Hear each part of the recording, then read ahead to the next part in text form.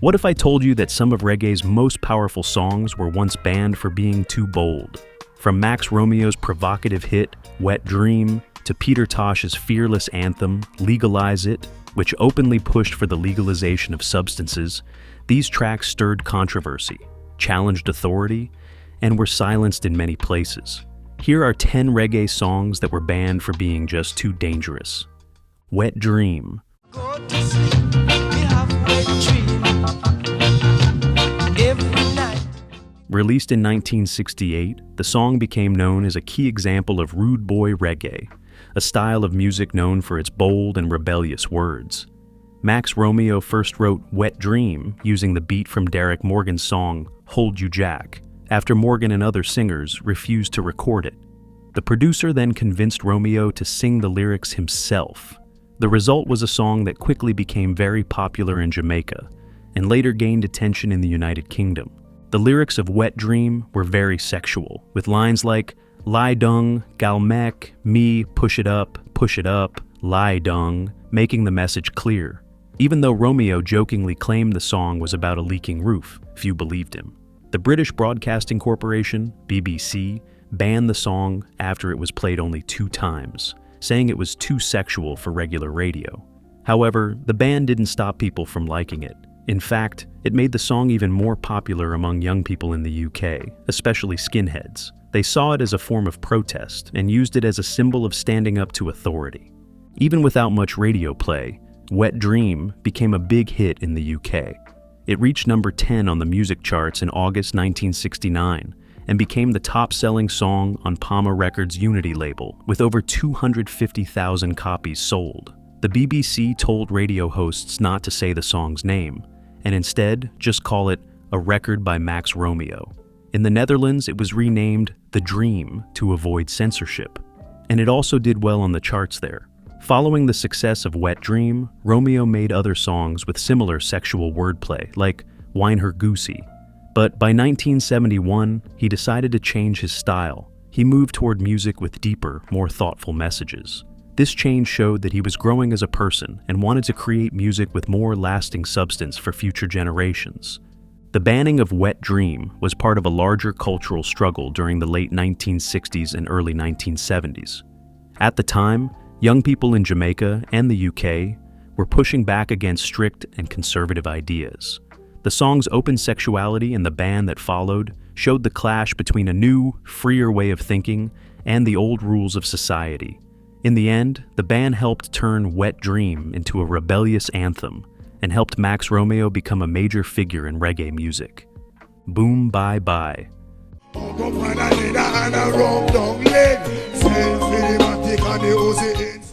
Buju Banton's song, Boom ByeBye, first released in 1988 and then again in 1992, is one of the most talked about and controversial songs in reggae and dancehall music. The song includes violent lyrics aimed at gay men, with a line that says, Boom ByeBye in a batty boy head, which means shooting a gay man in the head. The sound of gunshots is also added in the background. Many people saw the lyrics as encouraging violence against LGBTQ+ individuals. This caused a lot of public anger and led to demands for the song to be banned. The main issue with Boom ByeBye is its clear and open homophobia. Buju Banton, whose real name is Mark Myrie, said he wrote the song as a teenager about a man who abused a young boy. However, the lyrics were seen as an attack on the entire gay community. Because of its hateful message, many radio stations and streaming services like Tidal, Apple Music, and Spotify removed the song. Even though it was banned in many places, the song still played in clubs, including some that were popular in the LGBT community, which made the situation even more controversial. The song left a lasting impact on Buju Banton's career. He stopped performing it live after 2007, but it continued to follow him, especially as he became more famous, and was nominated for international awards like the Grammy. Groups like GLAAD protested his Grammy nomination, saying the song promoted hate and violence and did not reflect the values of respect and equality. Because of the backlash, some of Banton's concerts in the US were canceled in 2019. Cities like Dallas, Houston, Philadelphia, Los Angeles, San Francisco, Las Vegas, and Chicago dropped his shows after LGBTQ+ groups asked promoters to stop supporting him. Buju Banton later tried to make things right. Years after the song came out, he removed Boom Bye Bye from his music catalog and streaming platforms that he controlled. He admitted the song hurt many people, including his fans and his family. He said he wanted to grow as a person and an artist who stands for peace and love, and he supported the right of everyone to live how they choose. He pointed to the Reggae Compassion Act he signed in 2007, where he promised not to make or perform songs with homophobic messages again. His producer, Ronnie Tomlinson, said this choice came from Banton himself and not because of outside pressure. It showed that he had changed personally. Still, Boom Bye Bye remains an important but painful part of Buju Banton's music history. The song has been mentioned and used in reggae and hip-hop music over the past 20 years. It represents a time when songs with homophobic lyrics were more common in dancehall culture. Ramping Shop.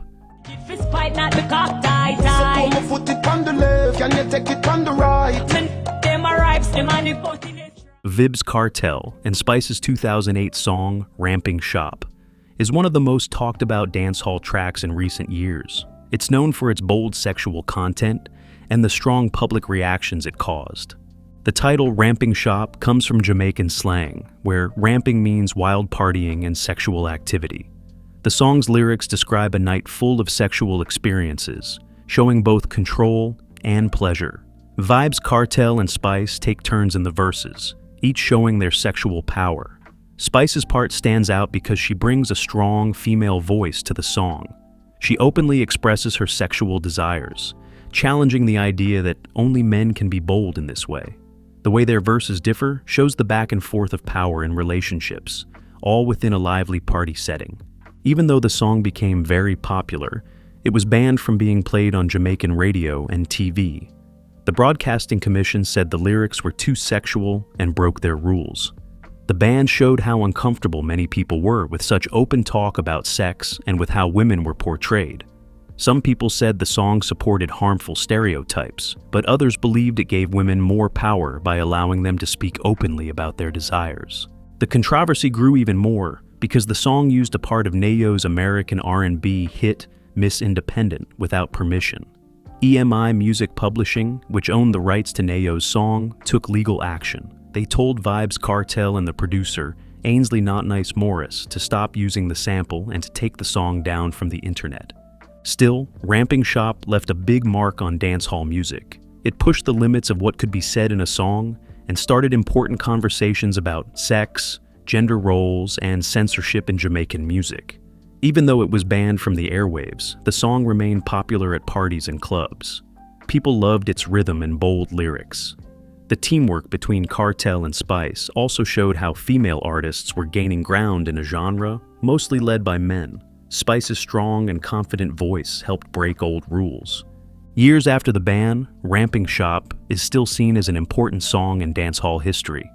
The producer Not Nice called it one of his most talked about works. He also said that controversy rarely stops dancehall artists from being creative. The song's lasting fame shows the bigger struggle in Jamaican culture over how sex, censorship, and music all affect each other.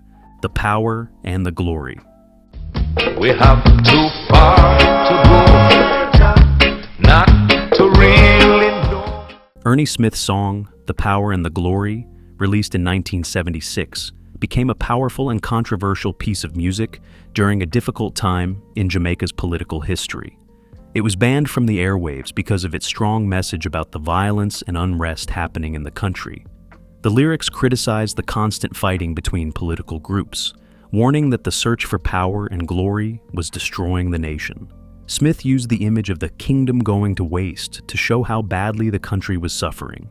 The timing of the song made it even more sensitive. In 1976, Jamaica was deeply divided between the two main political parties, the JLP and the PNP. Violence between their supporters was growing and a state of emergency was declared. People believed the song was indirectly blaming the government and political leaders, which led to its removal from radio and TV. Although Smith was never directly threatened, he said he was told to leave the country for his own safety because of how strongly the song was received during such a tense time. Musically, The Power and the Glory combined Smith's smooth voice with calm reggae sounds, making its serious message even more powerful. The song touched many listeners by showing the pain of the Jamaican people and calling for unity and peace. Even though it was banned, it became a symbol of protest against political violence and is still remembered as an important song in Jamaican music history. Looking back, Smith said he wished he hadn't stayed away from Jamaica for so long after the song's release.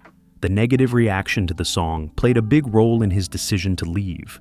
Still, the song's legacy remains strong. It reminds us how music can be used to speak out about important issues, and how brave artists like Smith were willing to take that risk to share the truth. If you are enjoying this video, appreciate it by giving it a thumbs up. And if you have not subscribed, what are you waiting for? Hit that subscribe button. Legalize it. Some call it marijuana. Legalize It was written by Peter Tosh as a reaction to his own experiences with police harassment and the way substance was criminalized in Jamaica. In Jamaica, substance has long been valued for its spiritual, healing, and cultural importance, especially among Rastafarians. Through his lyrics, Tosh calls for an end to the unfair treatment of substance users and criticizes the double standards in how society and the government view substances.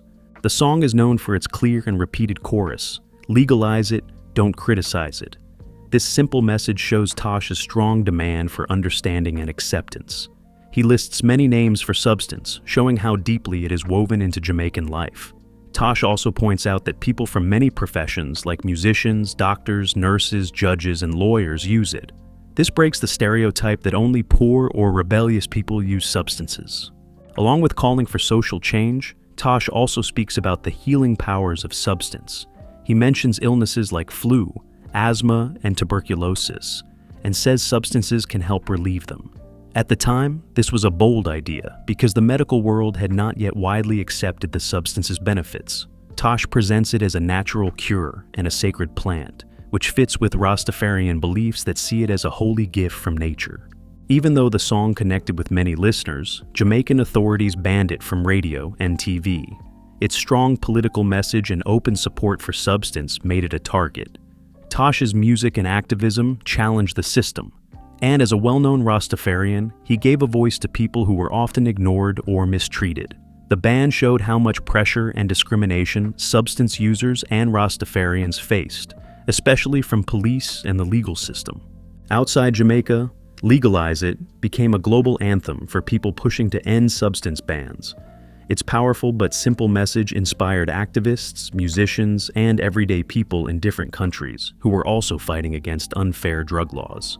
The song's smooth reggae beat and Tosh's calm voice made it easy to listen to, but the message was strong and urgent.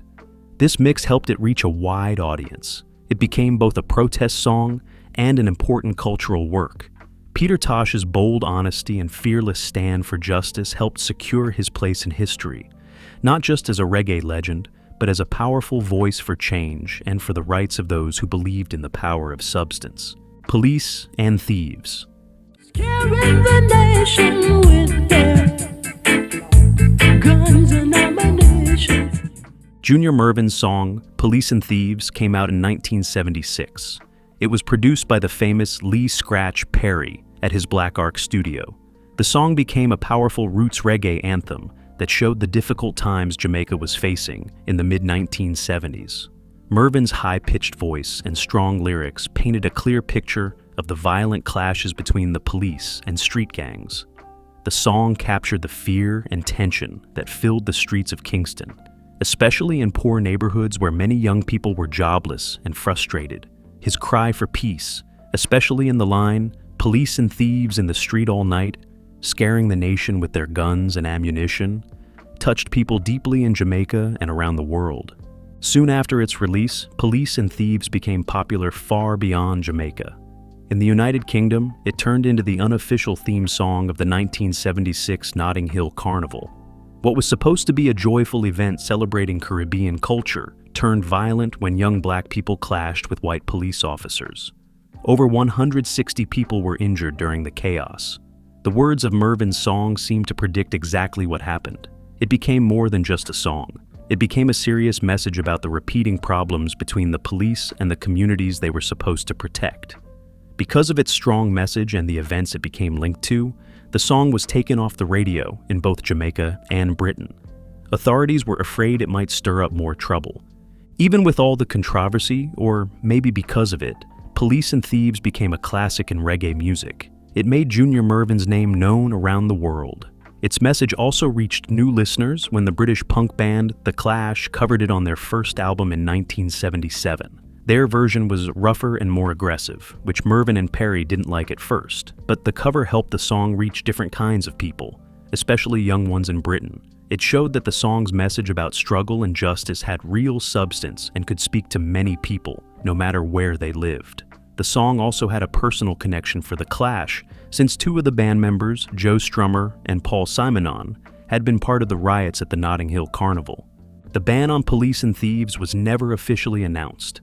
It was more of a quiet decision by those in charge who did not want the song's powerful words to cause more problems. The song talks honestly about police violence and gang life, and that makes people in power uncomfortable. It was seen as too bold and too honest. This quiet ban showed the larger issues happening in both Jamaica and the UK at the time. Afro-Caribbean communities were being treated unfairly and often faced violence from the police.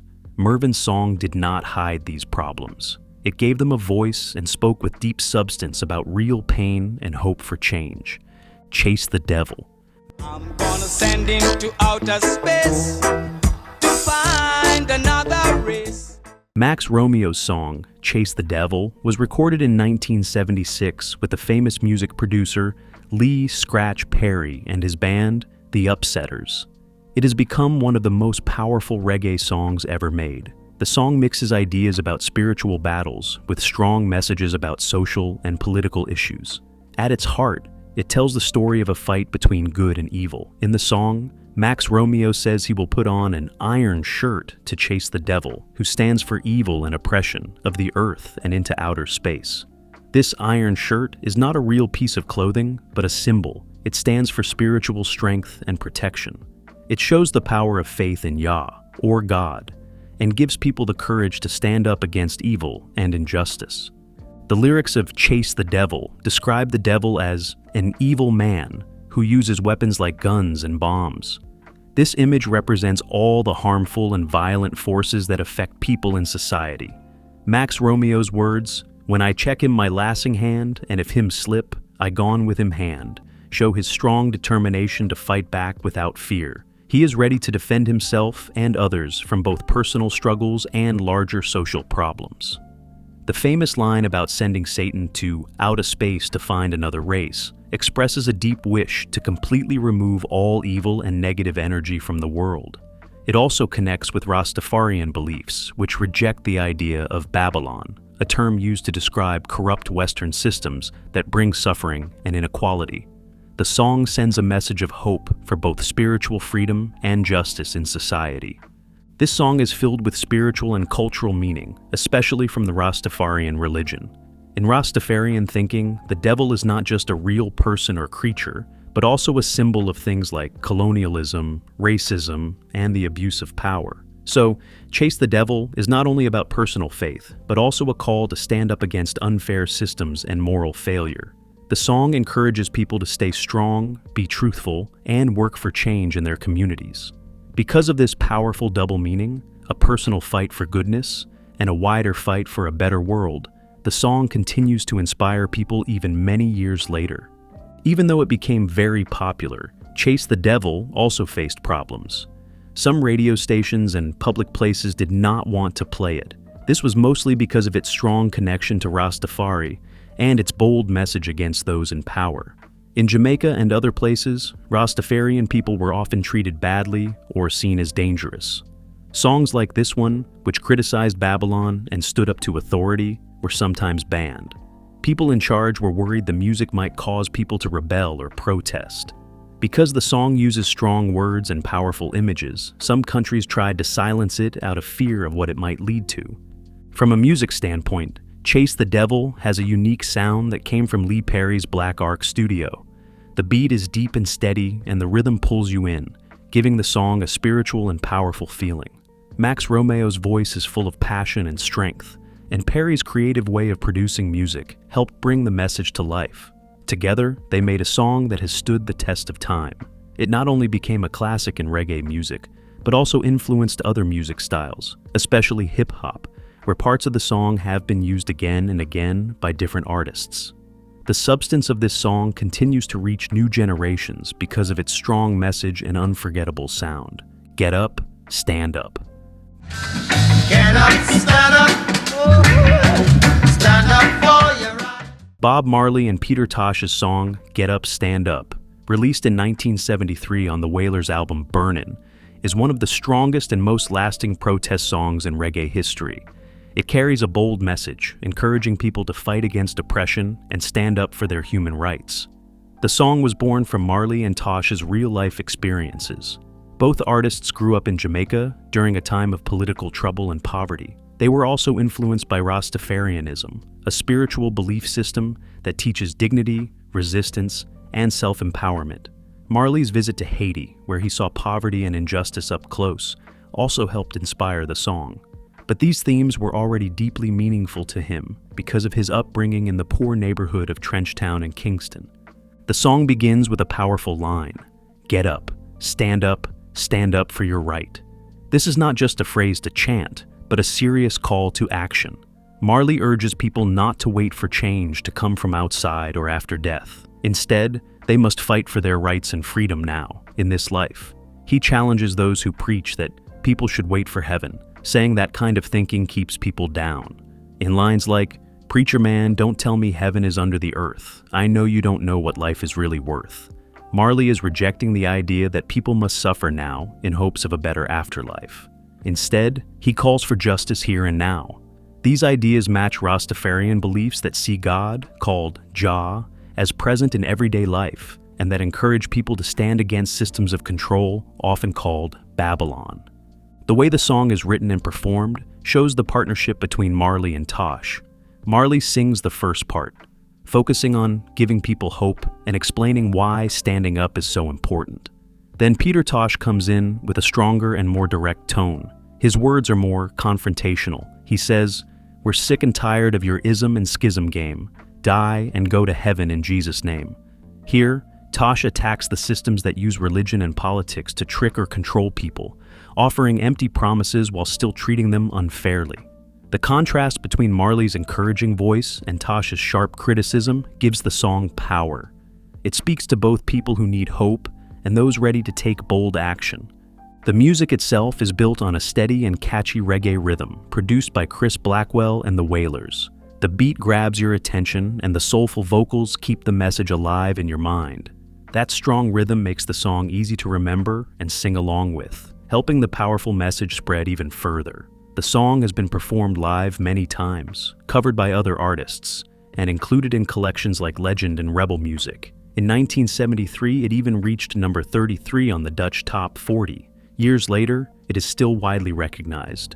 In 2020, Rolling Stone ranked it the greatest Bob Marley song, and The Guardian placed it second among his best, proving its deep cultural and political substance. Even though many people loved the song, it still faced resistance in some places. This was mostly because of its bold political message and its links to Rastafarianism, which was not always accepted by the Jamaican government or other authorities. Leaders often misunderstood the movement and saw it as a threat. Because the song openly encouraged people to stand up to injustice, some governments feared it would lead to protests or unrest. As a result, it was sometimes censored or discouraged from being played in public. What makes Get Up, Stand Up so important is not just the words or music, but what it stands for. It shows how Bob Marley and Peter Tosh used their voices and their music to fight for justice. They were more than entertainers. They were activists using art to speak the truth. Marley once said in 1978 that even after singing the song again and again, many people still did not get up. That shows the struggle for justice is still not over. The message of the song still matters today. It continues to inspire people everywhere to fight for their rights, speak out against injustice, and never give up. The The song's substance lies in its ability to awaken the spirit of resistance and hope in every generation. War. No more significance than the color of his eyes. War, released in 1976 by Bob Marley on the Rastaman Vibration album, is a strong and lasting song against racism and injustice. Most of the lyrics are taken from a 1963 speech by Ethiopian Emperor Haile Selassie at the United Nations. Marley turned the speech into a call for peace and equal rights. The opening line, "Until the philosophy which holds one race superior and another inferior is finally and permanently discredited and abandoned, everywhere is war," captures the main idea. As long as people are treated unfairly because of race, the conflict will continue around the world. The song explains that for peace to exist, the divisions caused by race and class must end. Marley speaks against judging people by their skin color and labeling them as first class or second class. These ideas, he says, keep the world in a state of war, both real and symbolic. The repeated word war in lines like war in the east, war in the west, war up north, war down south, shows how widespread the struggle is. Marley connects this fight to African nations like Angola, Mozambique, and South Africa, where people were resisting colonial rule and apartheid. Because of its direct message, war faced pushback. Its links to Rastafarianism, a movement often ignored or looked down on, especially in Jamaica, made it even more controversial. By speaking against racial superiority and calling for change, Marley challenged those in power, which led to efforts to limit the song's influence. Murderer. Kill I today, you cannot kill I tomorrow. Murder, your inside must be alone. Unlike some of Buju Banton's earlier controversial songs, Murderer is a serious and thoughtful message against killing. The lyrics warn about the guilt that comes from taking a life and the spiritual judgment that follows. Buju urges listeners to think deeply about the pain caused by violence and reminds them of the need for peace and unity. In Murderer, Buju also talks about the bigger issues in society that lead to violence. He explains how the desire for power, fame, and control can change people and push them to do terrible things. He makes it clear that murder can happen in any part of society, whether someone is rich, middle class, or poor. This shows that violence affects everyone and is a serious problem in all communities. The song takes a very different approach from other dancehall songs that have been criticized for praising violence. Instead, Buju uses his music to speak out for peace and to help people understand how damaging violence is. He shows care for the youth, many of whom are stuck in dangerous cycles without better choices. Through this song, Buju sends a strong message. Say no to violence and choose kindness, fairness, and change. Even with its clear message against violence, Murderer faced some pushback in Jamaica's complicated cultural space. Musically, it uses a roots reggae beat that matches the serious tone of the lyrics. Buju sings with emotion and thoughtfulness, making the message feel personal and real. The calm rhythm and deep lyrics give listeners a chance to reflect, helping Murderer stand out as one of the most powerful songs on the Till Shiloh album, and a lasting example of reggae's role in speaking truth about social issues. Which of these hits do you think is the most controversial? Share your thoughts in the comments below. Don't forget to like, subscribe, and hit the notification bell so you never miss out on our latest content.